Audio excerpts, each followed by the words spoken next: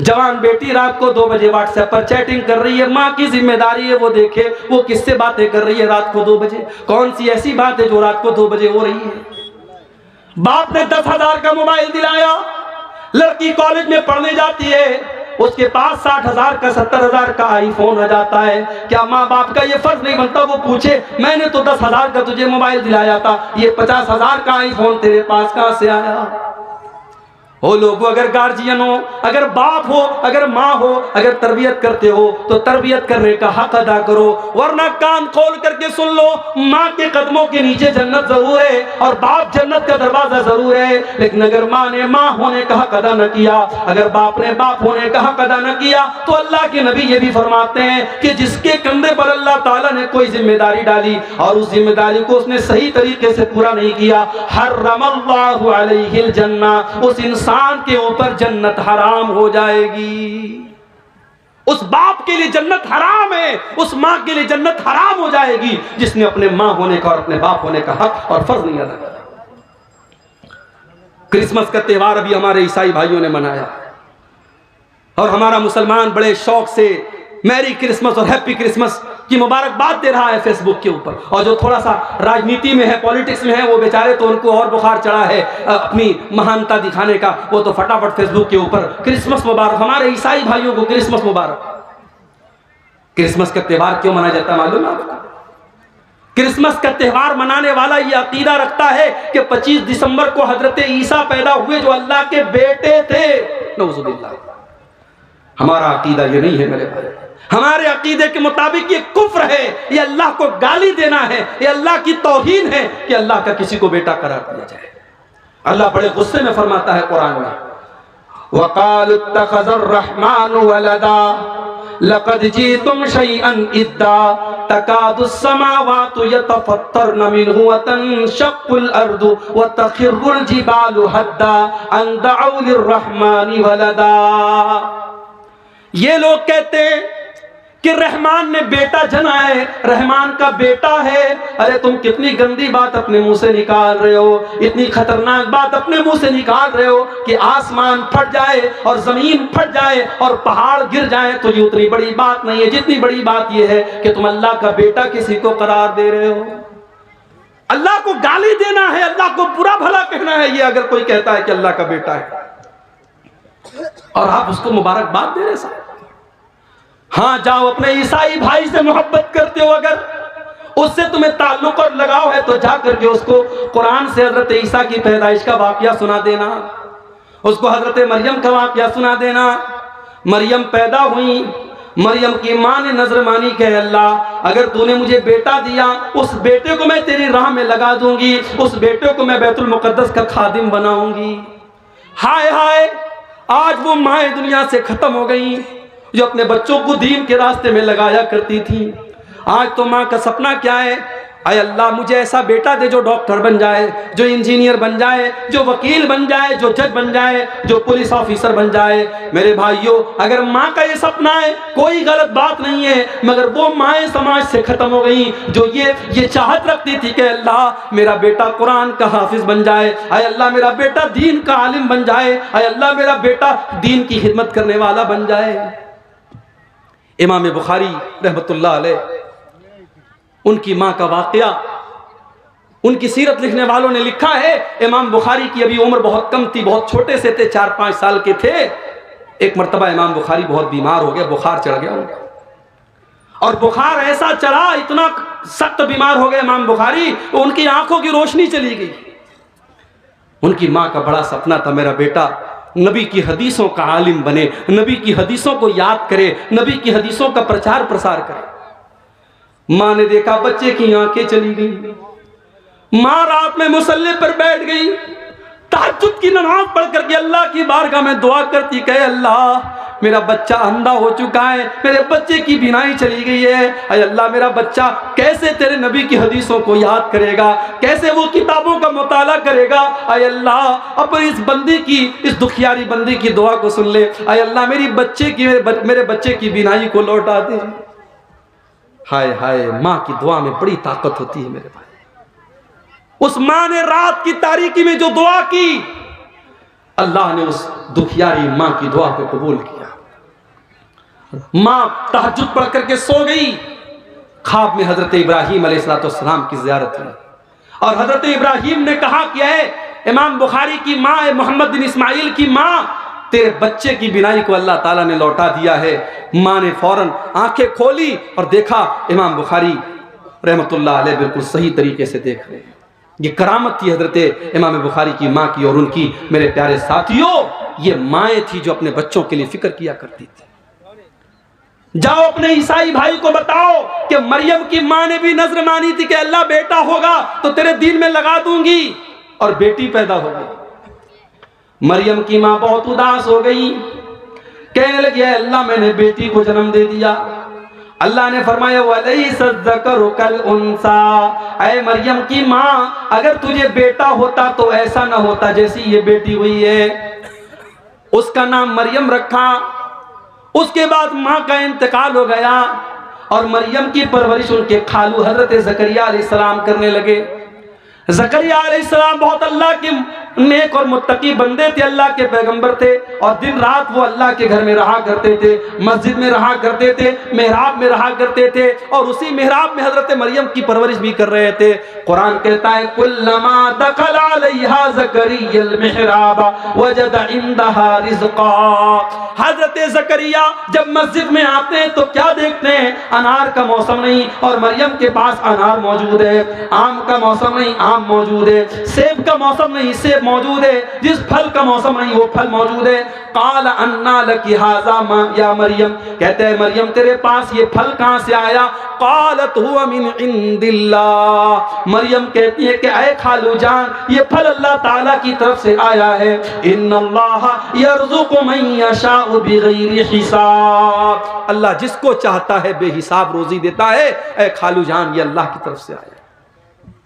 हजरत ज़करिया ने हमें सबक दिया, अगर अपने घर को बचाना चाहते हो जिम्मेदार माँ बनो, जिम्मेदार बाप बनो। मगर आज का बाप तो बेगैरत बन चुका है।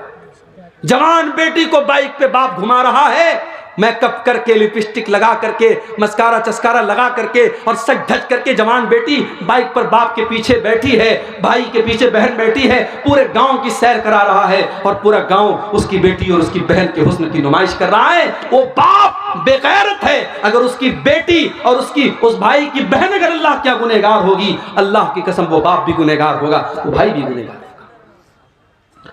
बड़े सख्त अल्फाज में अल्लाह के प्यारे नबी ने फरमाया सलासतुन ला यंजुरुल्लाहु अज़्ज़ व जल्ल इलैहिम यौमल क़ियामा, तीन ऐसे बदनसीब लोग होंगे जिनकी तरफ अल्लाह ताला क़यामत के दिन देखेगा भी नहीं, वला युकल्लिमुहुम, उनसे बात भी नहीं करेगा, वला युज़क्कीहिम, उनको पाक और साफ भी नहीं करेगा।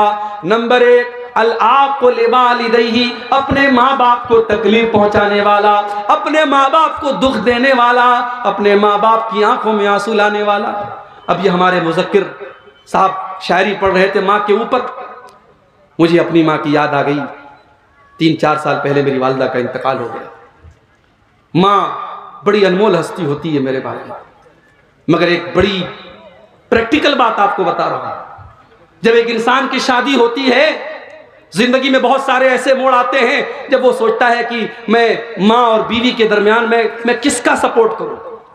माँ का सपोर्ट करता हूँ, बीवी नाराज होती है, बीवी का सपोर्ट करता हूं, मां नाराज होती है। मां के कदमों के नीचे जन्नत है और बीवी मेरी दुनिया को जन्नत बना रही है, मैं किसको छोड़ूं किसको पकड़ूं। ऐसे मौके पर मैं अपनी माओं से कहना चाहूंगा कि अगर अल्लाह ने आज आपको सास बनाया है और आप ये चाहती है कि आपकी बहू आपको अपनी मां समझे, तो अल्लाह की वास्ते आप भी अपनी बहू को बेटी का दर्जा दीजिए। हम समाज में ये अजीब मेयार देखते हैं कि दामाद और बहू जो काम करें, सास अगर बेटी के घर पहुंची, बेटी चाय बना रही है, दामाद बच्चे को गोद में खिला रहा है, बीवी का सपोर्ट कर रहा है, बीवी की मदद कर रहा है, तो सास कहती है माशाल्लाह मेरा दामाद बड़ा नेक है, मेरी बेटी का बड़ा साथ देता है। और वही औरत जब घर में आती है और अपने बेटे को देखती है बहू का सपोर्ट कर रहा है, कहती है मेरा बेटा तो बिल्कुल जोरू का गुलाम बन चुका है, डबल स्टैंडर्ड क्यों है, डबल मेयार क्यों है? जो चीज आपकी बहू आपकी बेटी और दामाद के लिए सही थी, वो आपकी बहू और आपके बेटे के लिए गलत कैसे हो गई? मेरी माँ, आपको भी समझदारी से काम लेना पड़ेगा। घर को टूटने से बचाना है तो एक माँ को यह सोचना पड़ेगा, कल मेरा बेटा कुंवारा था, कल उसकी जिंदगी में कोई औरत नहीं थी, कल जितना मुझको समय देता था, कल मुझे मेरा जितना ख्याल रखता था, अब उसकी जिंदगी बट गई है, अब उसकी जिंदगी में एक औरत बीवी बन के आई है, अब वो मुझे उतना समय नहीं दे पाएगा, अब कुछ चीजों में मुझे कॉम्प्रोमाइज करना पड़ेगा। जब तक एक माँ ये नहीं समझेगी, माँ बेटे का रिश्ता पहले के जैसा नहीं होगा। और अगर समझदारी से काम नहीं लिया उस सास ने और उस बेटे ने, कितने घरों में हम देखते हैं कि शौहर अपनी बीवी के सपोर्ट में माँ से लड़ने लगता है, माँ को गालियां तक लोग दे देते हैं, माँ को बुरा भला भी कह देते हैं। मेरे भाइयों, एक माँ की बड़ी जिम्मेदारी होती है। अपने घर को बचाना है तो समझदारी से काम करो और आगे बढ़ो। जहन्नम की आग से घर को बचाना है, घर में नमाज का माहौल पैदा करो। मैं वो हदीस पढ़ रहा था, अल्लाह के नबी ने फरमाया कि 3 लोग ऐसे हैं जिनकी तरफ क़यामत के दिन अल्लाह ताला न देखेगा न बात करेगा। नंबर 1, अल-आक़िल वाली रही, अपने माँ बाप को सताने वाला। नंबर 2, वल मरअतुल मुतरज्जिला, मर्दों की नकल करने वाली औरत, मर्दों की कॉपी करने वाली औरत, जो मर्दों की तरह छोटे छोटे बाल कर ले, मर्दों की तरह टी शर्ट पहन करके घूमे, मर्दों की तरह मर्दों के कपड़े पहने, मर्दाना चाल चले, मर्दाना तरीके से बात करे, ऐसी औरत पर अल्लाह की लानत हो। और तीसरा कौन है? अद्दयूस, वो बेगैरत मर्द, वो बेगैरत बाप, वो बेगैरत शौहर, वो बेगैरत भाई, अल्लज़ी युक़िरु फ़ी अहलिल खुबुस, जिसके घर में बेपर्दगी हो रही है, जिसके घर में बेहयाई हो रही है और उसको कोई फर्क नहीं पड़ रहा है। इसलिए जो बाप अपनी बेटी को बेपर्दा घुमा रहा है, जो शौहर अपनी बीवी को बेपर्दा घुमा रहा है, वो अपनी जहन्नम तैयार कर रहा है, अपने आप को और अपनी फैमिली को जहन्नम की आग में लेके जा रहा है, जबकि हमारा काम अपने परिवार को जहन्नम की आग से बचाना है मेरे भाई। लेकिन यहां एक बात और समझ लीजिए, किसी किसी घर में ऐसा भी हो रहा है, घर के बाहर बड़ा पर्दा है साहब, लड़की जब भी निकलती है सर से पैर तक नकाब में निकलती है, माँ भी नकाब में, बेटी भी नकाब में, बहन भी नकाब में, लेकिन घर के अंदर का माहौल बड़ा खराब है। घर के अंदर भाभी और देवर में बड़ा हंसी मजाक चल रहा है, देवर बड़ी बेहुदा गंदी गंदी बातें भाभी से कर रहा है और भाभी कहती है अरे ये तो मेरा देवर है, मजाक में उड़ा देती है। ये याद रखना चाहिए मेरे भाई, देवर और भाभी का रिश्ता गैर महरम का रिश्ता है। हमारे इस्लाम में भाभी माँ के बराबर नहीं है और देवर बेटे की बराबर नहीं है।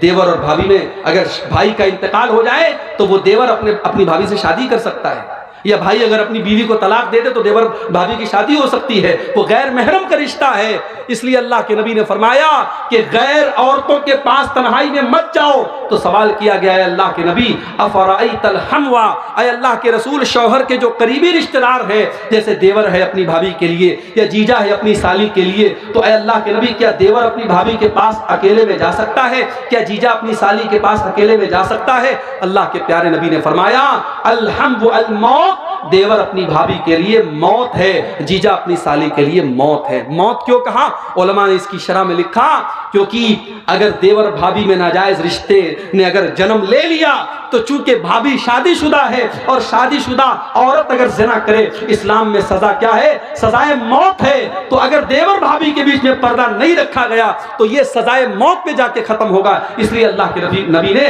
देवर भाभी के रिश्ते को मौत करार दिया है। बड़ी खतरनाक बात है मेरे भाई, हमें अपने घरों का जायजा लेना चाहिए। आज बहुत सारे घरों में महरम गैर महरम का कोई फर्क नहीं है। लड़का अपने दोस्तों को घर में लेके आता है, कमरे में बिठाता है, बहन से आके कहता है मेरे दोस्त लोग आए, चाय बना दो। बहन चाय बनाती है और चाय की कप ला करके अपने भाई के दोस्तों के सामने रख रही है। भाई बहुत खुश बना हुआ है, ये मेरी बहन है तो मेरे दोस्तों की भी बहन है, माफ करना मेरे भाई, आपकी बहन आपके दोस्तों की बहन नहीं है और ना आपके समझने से वो बहन होगी ना दोस्तों के समझने से बहन होगी। बहन को चाहिए कि वो भाई के दोस्तों से पर्दा करे। आपको चाहिए कि अपनी बहन को अपने दोस्तों के सामने न लाएं, अपनी बीवी को अपने दोस्तों के सामने न लाएं, अपनी जवान बेटी को अपने मोहल्ले के गैर मर्दों से जिस तरीके से बचाते हो उन रिश्तेदारों से भी बचाओ जो आपकी बेटी के लिए गैर महरम है। इस्लाम ने अगर हमको हुक्म दिया है कि जिना के करीब मत जाओ, तो इस्लाम ने उन रास्तों को भी बंद किया है जहां से जिनाकारी घर में आ सकती है। कुरान कहता है वला तक़रबुज़ ज़िना इन्नहु काना फ़ाहिशतन व साअ सबीला। ज़िना के करीब भी न जाना, ये बहुत गंदा रास्ता है, बहुत बुरा रास्ता है। अब ज़िना के करीब ले जाने वाला रास्ता कौन कौन सा है? कुरान कहता है वक़ुल लिल मुमिनीना यग़ुद्दू मिन अबसारिहिम व यहफ़ज़ू फ़ुरूजहुम। ऐ नबी, ईमान वाले मर्दों से कह दो जब वो रास्ते में चला करे तो अपनी निगाहों को नीची रखा करें और अपनी शर्मगाह की हिफाजत करें।